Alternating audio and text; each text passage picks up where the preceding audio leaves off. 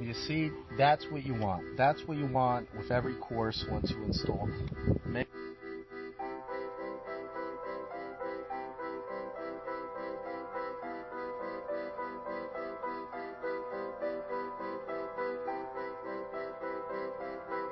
OJ channel, starter strip, straight. For your free consultation and estimate, or go to one of our websites. Here we are. We just installed vinyl cedar shake siding on this house. We're on the front now, and as you can see, it was a tear-off.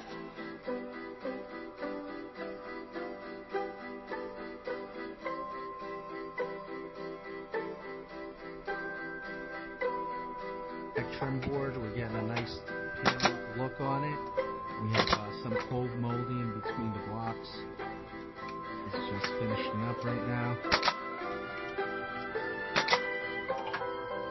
OJ channel, starter strip, straight.